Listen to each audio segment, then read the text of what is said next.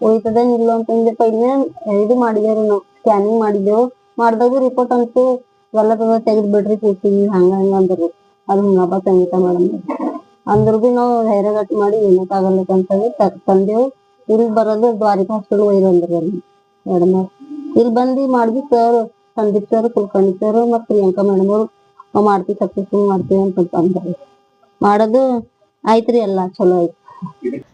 I am gynaecologist working at Talwadi hospital. ಇದು patient ನಮ್ಮ ಹತ್ರ 8 ತಿಂಗಳಿದ್ದೆಲ್ಲ ಬಂದಿದ್ಲು. ಇವ್ರದ್ದು ಏನಂತಂದರೆ ಇವ್ರು ಹುಮ್ನಾಬಾದಲ್ಲಿ ತೋರಿಸಿದ್ರು. ಅವ್ರ ಸ್ಕ್ಯಾನ್ ರಿಪೋರ್ಟಲ್ಲಿ ಏನಿತ್ತಂದರೆ ಕಳ್ಳೆಲ್ಲ ಹೊರಗಿದೆ, ಇದು ಮುಂದಿಂದ ಸ್ಕಿನ್ನೇ ಇಲ್ಲ ಅಂತ ಬಂದಿತ್ತು. ಇದು ಯೂಶಲಿ ನಾವು ಏನೋ 3 ತಿಂಗಳಿದ್ದಾಗ ಅವಾಗೇ ಗೊತ್ತಾಗುತ್ತೆ. ಸೊ ಹಂಗೇನಾರ ಇದ್ರೆ ಇದು ಬೇಬಿ ಉಳಿಯೋಕ್ಕೆ ಚಾನ್ಸ್ ಇರಂಗಿಲ್ಲ ಅಂತ ಹೇಳಿ ನಾವು ತೆಗಿತೀವಿ. ಬಟ್ ಇದು ಏನು ಕೂಸು ಸ್ವಲ್ಪ ದೊಡ್ಡದಿತ್ತಂತ ವಿ ಟ್ರೈಡ್ ಡೆಲಿವರಿ ಮಾಡೋಕ್ಕೆ ಟ್ರೈ ಮಾಡಿದ್ವಿ. ಅದಾದಮೇಲೆ ಅದ್ರದ್ದು ಲಕ್ಕು ನಮ್ಮ ಲಕ್ಕು ಅದು ಹತ್ತು ಚಲೋ ಆಗಿ. ಸೊ ಅದಕ್ಕೆ ನಾವು ಇಮಿಡಿಯೇಟಾಗಿ ಸರ್ಜನ್, ಗ್ಯಾಸ್ಟ್ರೋ ಸರ್ಜನಿಗೆ ಕರೆಸಿ, ಪೀಡಿಯಾಟ್ರಿಕ್ ಸರ್ಜನಿಗೆ ಕರೆಸಿ, ಶರಣ್ ಗುಬ್ಬಿ ಸರ್ ಬಂದಿದ್ರು ಗುಲ್ಬರ್ಗದಿಂದ. ಅವ್ರು ಅದು ಆಪ್ರೇಟ್ ಮಾಡಿ ನಾವು ಹೆಲ್ಪ್ ಮಾಡಿ ಬೇಬಿಗೆ ಸರ್ವೈವ್ ಮಾಡೋಕ್ಕೆ. ನಾವು it is today discharging. So ಇದು ಭಾಳ rare case.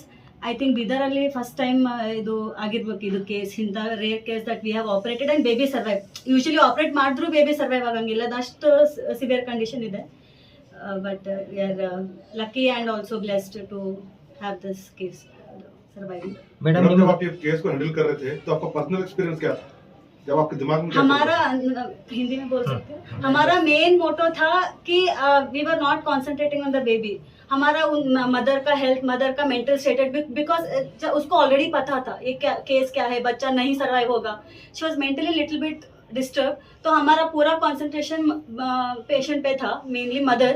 But now that she sees that baby crying, वो बच्चा देख के इतना she is so happy and she has recovered very well. Mother is completely safe and it was not, ये जो case हम आज डिस्कस कर रहे हैं, not for the mother, it was for the baby. जो मिराकल बेबी को हुआ है उसका मेन ये टारगेट है. Mother is fine and it was a normal delivery, उसका कुछ भी नहीं. मैडम आने वाले वक्त में ऐसे कोई बाहर से भी पेशेंट आते हैं आपके हाथ में, तो आप उसका इलाज करेंगे? Yes sure. बट ऐसे हम कंप्लीटली ये नहीं बोलेंगे हमारा पास एक केस हुआ है 100% बेबी सर्वाइव होगा, नहीं. ये नेक्स्ट केस के लिए भी इतना ही रिस्क होगा. बच्चा 50% सर्वाइव हो सकता है, 50% नहीं हो सकता है. हम एक्सप्लेन करके हमारा कोशिश रहेगा कि नेक्स्ट टाइम अगर हमको ये मिलेगा तो first of all we would like to tell सब लोगों को यही इन्फॉर्मेशन देंगे कि जल्दी से जल्दी स्कैन करवाए. ये इतना देर नहीं होना चाहिए था. ये it should have been diagnose very early and terminated. इतना वो बच्चा हैंडल कर नहीं सकता. This baby was lucky that it survived. बाकी सब बच्चे नहीं हो सकते ऐसा. तो हम it is an awareness mainly. ಈ ತರ ಮಗು ಒಂದು ಜನನ ಆಗಿದೆ, ನಾವು ಇದಕ್ಕೆ ಏನಾದರೂ ಮಾಡಿ ಕ್ಯೂರ್ ಮಾಡಬೇಕು ಅಂತ ತಮ್ಮ ಮನಸ್ಸಿಗೆ ಯಾವ ಕಾನ್ಫಿಡೆಂಟ್ ಬಂದಿತ್ತಾ ಮೇಡಮ್? ಏನಾದರೂ ಮಾಡಬೇಕು, ಮಗುವನ್ನು ಉಳಿಸಬೇಕು ನಾವು ಅಂತ ಬಂದಿತ್ತು. ಬಿಕಾಸ್ ಪೇಷಂಟ್ಸ್ ಬಹಳ ತುಂಬಾ ಕೋಆಪರೇಟ್ ಇದ್ರು. ಎಷ್ಟೋ ಸರಿ ಹೆಂಗಿರುತ್ತೆ, ಪೇಷಂಟ್ಸ್ ಗಿವ್ ಅಪ್, ಅವ್ರ ನಂಗೆ ಆಗಂಗಿಲ್ಲ ಬೇಡ ಬಿಡ್ರಿ ಅಂತಂತಾರೆ. ಬಟ್ ಇವ್ರಿಗೆ ನಾವು ಯಾರು ಮಗುಗೆ ನೀವು ಲೈಕ್ ಎನಿ ಪರ್ಸನ್ ಆ ಕಂಡೀಷನ್ ನೋಡಿ ಇದೇನಿದೆ, ಇದು ಹೆಂಗ್ ಉಳಿತೆ ಅಂತ ಹಿಂಗೆ ಅದು ಮೈಂಡ್ ಅಲ್ಲಿ ಬಂದ್ಬಿಡುತ್ತೆ. ಅದೇ ಸರ್ ನಮ್ಮ ಪ್ರಶ್ನೆ ಅದೇ, ಯಾಕಂದ್ರೆ ಆ ತರ ಒಂದು ವಿಚಿತ್ರವಾದ ಮಗು ಜನನ ಆಗಿದೆ. ಪೇರೆಂಟ್ಸ್ ಆರ್ ವೆರಿ ಅಂದ್ರೆ very cooperative. Parents are very and ಅವರಿಗೂ ಡಿಟರ್ಮಿನೇಷನ್ ಇತ್ತು. ಒಂದ್ ಟ್ರಯಲ್ ಕೊಡಮಿ ಅಂತ. ಏನಾಗ್ಲಿ ಸರ್ ನೀವು ಮಾಡ್ರಿ ಅಂತ ಒಂದ್ ವರ್ಡ್ ಬಂದ್ರೆ ನಮಗೂ ಸ್ವಲ್ಪ ಧೈರ್ಯ ಬರ್ತದ್ರಿ ಮಾಡಕ್. ಮತ್ ಮೇಡಮ್ ಅವ್ರು ಬಿ ಸ್ವಲ್ಪ ಕೋಆಪರೇಟ್ ಮಾಡಿದ್ರು. ಸರ್ ನೋಡ್ರಿ ಸರ್ ಒಂದ್ ಟ್ರೈ ಮಾಡ್ರಿ. ಮೇಡಮ್ ಅವ್ರ ಬಲ್ಲಿಂದ ಕೇಸ್ ಬಂದಿತ್ತು ನಮ್ಮಲ್ಲಿ ದ್ವಾರಕಾಗ. ಸೊ ಮೇಡಮ್ ಅವ್ರು ಬಿ ಅಂದ್ರೆ ಒಂದ್ಸಲ ಟ್ರೈರ ಮಾಡಿ ನೋಡ್ರಿ ಸರ್, ಸರ್ವೈವ್ ಆದ್ರೆ ಚಲೋನೆ ಅಂತ ಹೇಳಿ we have tried and the baby survive ಅಷ್ಟೇ.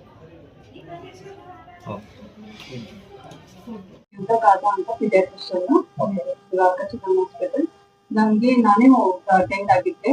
ಆಲ್ರೆಡಿ ಹಿಂದಿನ ದಿನ ನಮ್ಗೆ ಹೇಳಿದ್ರು ಇದೊಂದು ಡೆಲಿವರಿ ಆದ ಗ್ಯಾಸ್ಟ್ರಿಕ್ ಬೇಬಿ ಅಂತ ಹೇಳಿ. ಬಟ್ ಓಕೆ, ವಿ ಆರ್ ಅಷ್ಟೇ ಸೀರಿಯಸ್ ಆಗಿ ತಗೊಂಡಿದ್ದಿಲ್ಲ. ಬಿಕಾಸ್ ಆಸ್ ಯೂಶುವಲ್ ಅದು ಉಳಿಯಂಗಿಲ್ಲ ಅಂತಾನೆ ಅಂತ ಅನ್ಕೊಂಡಿದ್ವಿ. But parents wanted paediatrician attend ಆಗ್ಲೇಬೇಕಂತ ಇದಿತ್ತು. ಅಂಡ್ ನಾವು ನೋಡೋಣ ಹೆಂಗಿರ್ತದ baby, because it's a rare case ರೀ. ನಾವೆಲ್ಲೋ ಬುಕ್ಸ್ ಅಲ್ಲಿ ಅಂತ ಎಲ್ಲ ನೋಡಿರ್ತೀವಿ, ಅಥವಾ ಯಾವ್ದೋ ವಿಡಿಯೋಸ್ ಫೋಟೋಸ್ ಅಲ್ಲಿ ನೋಡಿರ್ತೀವಿ. ಬಟ್ ಆಕ್ಚುಲ್ ಆಗಿ ಹೆಂಗ್ ಇರುತ್ತೆ ಅಂತ ನಾವು ಹೋಗಿ ನೋಡಿದಾಗ ಫುಲ್ ಎಲ್ಲ ಕರಳು, ಎಲ್ಲ ಲಿವರು ಎಲ್ಲ ಹೊರಗಡೆ ಇತ್ತು. ಬಟ್ ಬೇಬಿ ಕ್ರೈ ಮಾಡ್ಲತ್ತಿತ್ತು ಬೇಬಿ.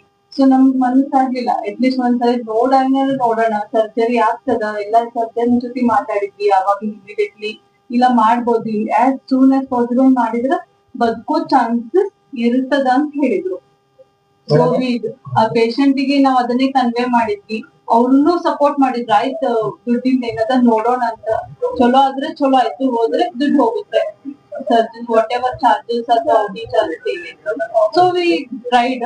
ಅದು ಇಷ್ಟೇ ಸರ್ ಹೇಳಿ ನಂಗೆ ಸಪೋರ್ಟ್ ಎಲ್ಲ ಇದರಿಂದ ಹೆವಿ ಹೊರಗ್ ಬಂತು, ಚಲೋ ಆಯ್ತು. ಮೇಡಮ್, ಇವಾಗ ಏನು ನಮ್ಮ ಬೀದರ್ ಜಿಲ್ಲೆಯಲ್ಲಿ ಯಾವ ತರ ಮಗು ಜನನ ಆಗಿದ್ದು ತಾವು ಮೊದಲನೇ ಸಲ ಅಂತ ಹೇಳ್ತಾ ಇದ್ದೀವಿ. ಆದ್ರೆ ಯಾವಾಗ ನಮ್ಮ ಮಗು ಹೇಗೆ ಆಯ್ತಲ್ಲ ಮೇಡಮ್, ಆ ತಕ್ಷಣ ಬೇಬಿ ನೋಡ್ಕೊಟ್ಟು ರಿಯಾಕ್ಷನ್ ಯಾವ ಕಾಣ್ತಾ ಇರಲ್ಲ ಅಂತ ರಿಸರ್ಟಿಫಿಕೇಟ್ ಮಾಡಕ್ಕೂ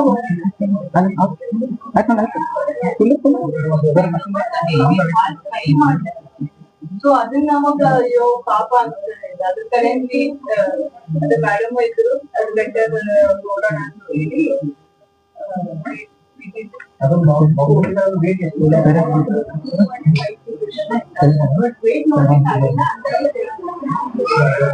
ವಿಡಿಯೋನು ತೋರಿಸ್ತೀನಿ, ಅವಾಗ ನೀವು ನೋಡಿದ್ರೆ ನಿಮ್ಗೂ ಅಂಡರ್ಸ್ಟ್ಯಾಂಡ್ ಆಗುತ್ತೆ ಅದಕ್ಕೆ ಯಾವ ತರ ಇತ್ತು ಅಂತ ಹೇಳಿ.